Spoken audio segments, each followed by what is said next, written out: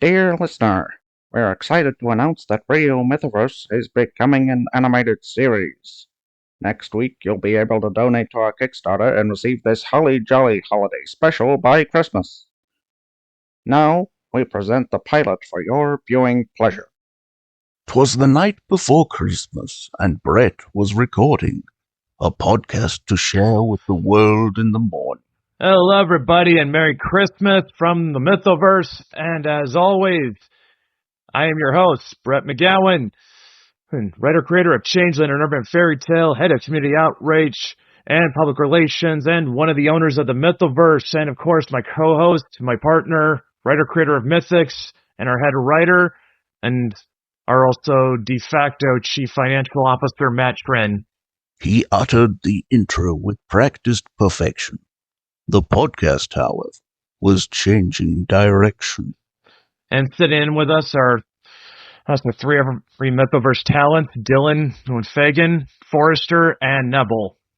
Despite the warm feelings this season intends, it looks like poor Brett doesn't have any friends. Well, like I said, at the top of the episode is that time of year again. It is the Christmas season, and we did 2 Christmas episodes last year. Here, why not do another one? And maybe we will get a whole tradition out of that. Because who doesn't like Christmas specials? Ah, yes, a tradition, a fine thing indeed. It's what your 3 viewers so desperately need. Just joking, of course, since I aim to amuse. I'm sure you'll get at least 17 views. Matt, hold up, Matt. A wondrous thing his friend Matt must have said.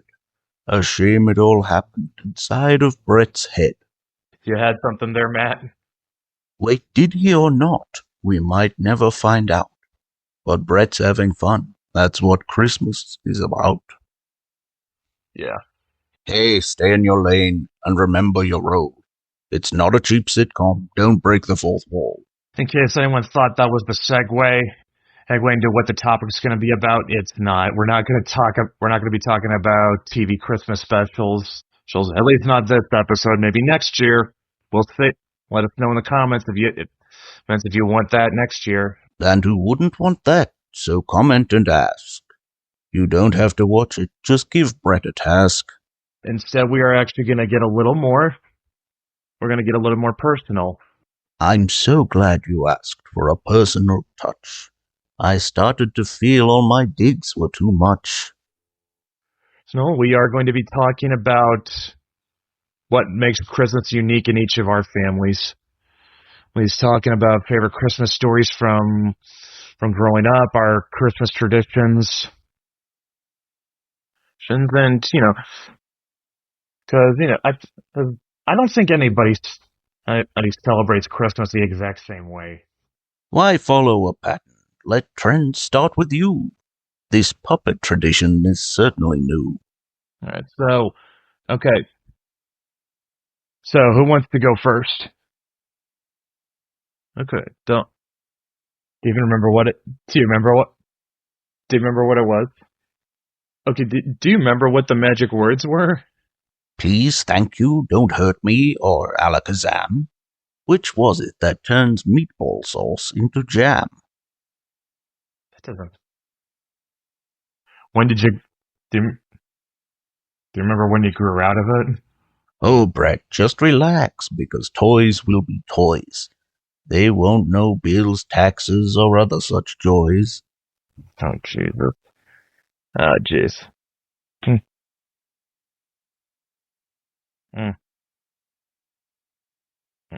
Okay. Okay, who's also got a story? They say that each toy has a story to tell. Go on and just wait for it. That'll go well.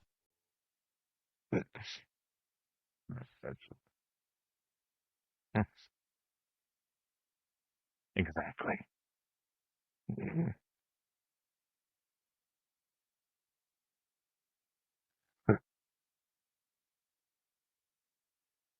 Or Santa can... Or Santa... Does... Okay, Does Brittany have a crazy conspiracy theory about Santa? A sudden and clickbaity change in our course. Conspiracy theories. Celebrity goals. I think you mean one Holly. I think you mean it's not one spicy Santa boy. It's one Holly Jolly boy. Jesus, of course, of course, of course. Why? Why did you do that? God. You, you, you mean not your aunt? Ugh. I never grew up believing in Santa. Like, as far as I knew as a little kid, like, the presents were just there on Christmas morning. That was all I knew. I didn't question how they got there. They just were there. That might be why stories of Santa we get. To appease all those children much smarter than Brett. Oh, Lord. God, maybe it's, no. Well, actually, oh, God, I know where this is going.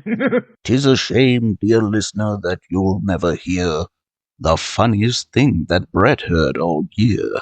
But yeah, I think like as far as traditions went, like it was kind of typical stuff. We would watch a bunch of Christmas movies, these Christmas specials. I was really fond of the Muppet Christmas Carol growing up, and it's Leo, don't interrupt. Don't interrupt, Leo. At least this show got little Leo's attention. Did he want to watch or to stage intervention? Muppet Christmas Carol is probably my favorite adaptation of A Christmas Carol. No arguing there, those Muppets are kings. This preference would also explain a few things. I also did grow up with How the Grinch Stole Christmas, the Chuck Jones one with Boris Karloff. That one is a certified hood classic. And like Neville, I also enjoy the Jim Carrey version. Brett's hosting a party inside of his head.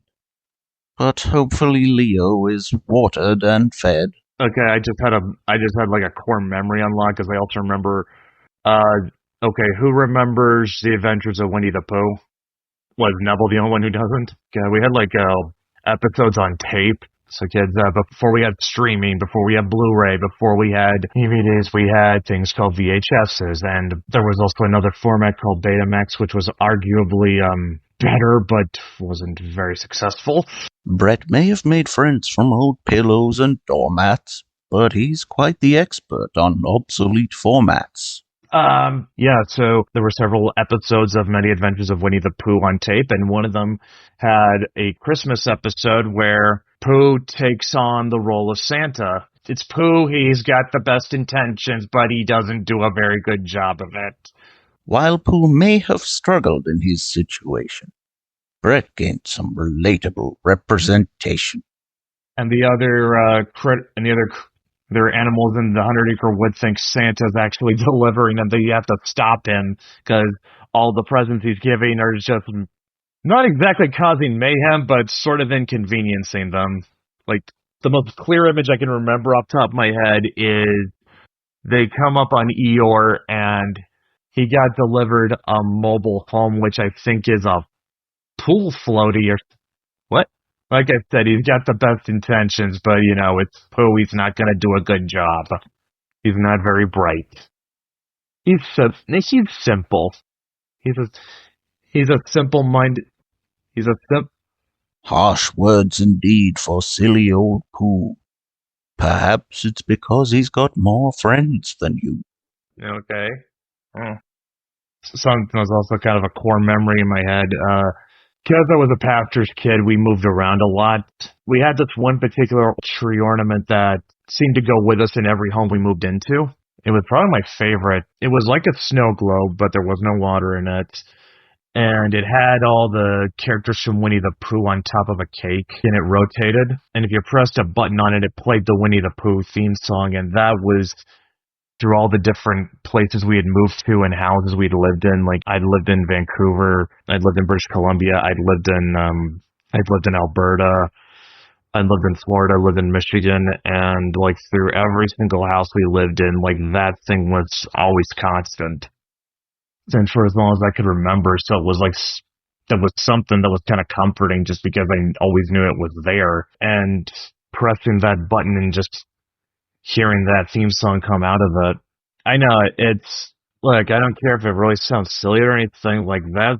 Having that kind of sentimentality to an ornament, it's like sort of a constant in your life. Yeah, I'm gonna own that. No shame in you getting a bit sentimental. You've no shortage of flaws that are not ornamental. Matt, you've been awfully quiet. We need to hear your Christmas stories. Yes, Matt, don't be rude. All night you've said nothing, as if your mouth's stitched and your head's full of stuffing. Oh, that's like that. So what? You got like nothing uniquely Vietnamese? I know. Dylan, you keep cutting in and out. Yeah, well, Robert will edit this in post. Okay, were you guys a live tree or fake tree family? What do you think, based on what you see? One of them's partially made from a tree. Yeah, actually, also, by the way, tip for cat owners.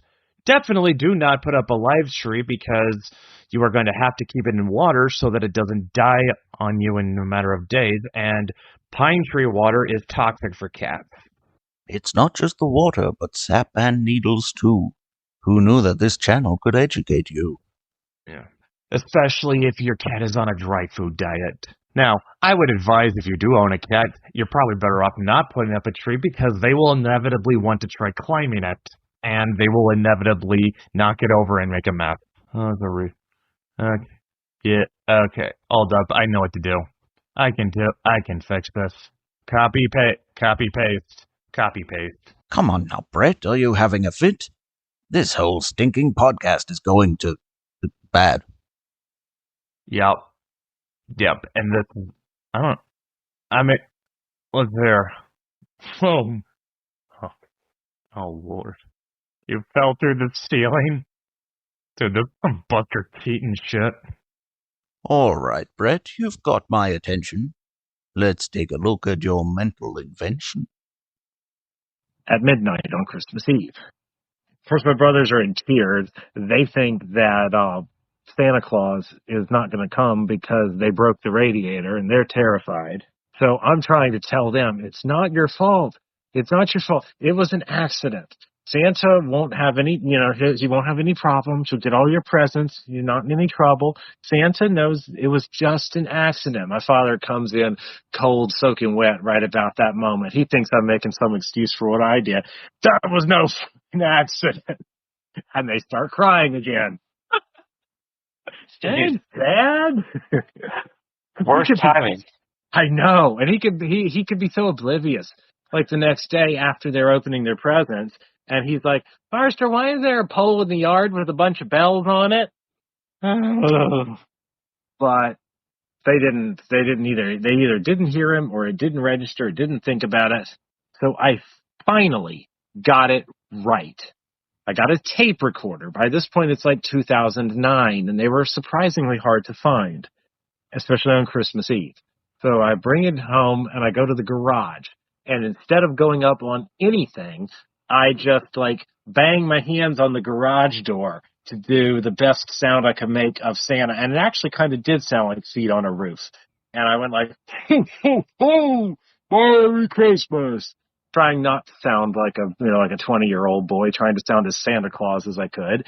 And I made a pretty decent fake tape recording that honestly sounded like Santa on a roof. And then I went and put it in a high closet shelf with enough of a delay in the tape so that after they went to bed, they would hear a recording from the other room up high on a shelf of Santa on the roof. And it worked. And they fell for it. And nobody got injured. And I finally made it work. Except it was so convincing that my father thought someone was rattling a door handle and trying to break in, and he called the police. So now we're standing out there at 1 o'clock in the morning playing the tape for this officer who cannot believe he's even having to do this shit.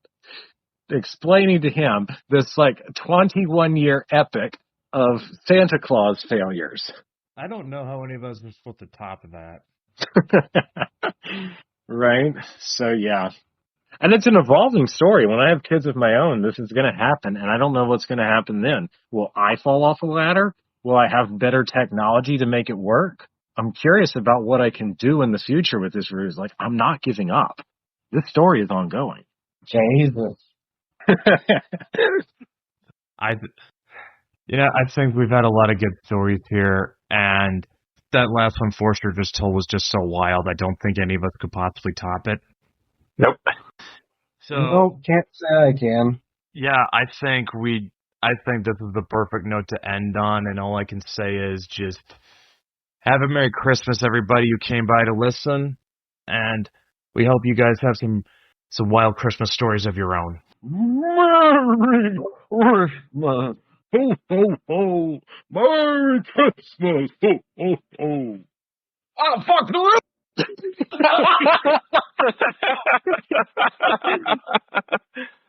My words are opinion and not diagnosis, but lay off the eggnog and nurse your psychosis. While we try to fix Brett with tinctures and tonics, did you know the Mythoverse also sells comics? There's mythics and banshees and goth waifus too. Our Patreon content is waiting for you.